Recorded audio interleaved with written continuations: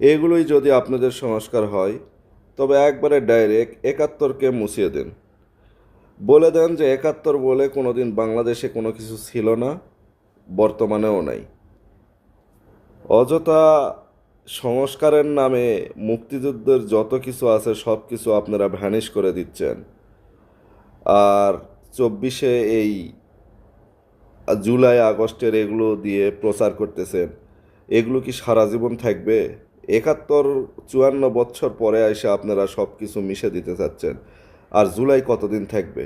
সারা জীবন যদি চেয়ারে বসে থাকতে চান এগুলো করেন, কোনো সমস্যা নাই, কিন্তু ক্ষোভ বাড়ায়েন না। এমনিতেই জনগণের অনেক ক্ষোভে পরিণত হয়েছেন আপনারা, আর ক্ষোভ বাড়ায়েন না।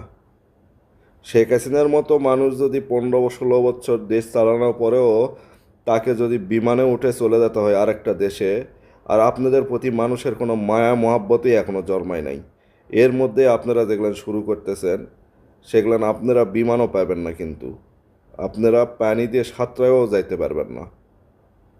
এটা মনে রাখেন, মানুষকে খেপায়েন না। নিজেরা সংযম হন, নিজেরা দেশের স্বার্থে কাজ করেন।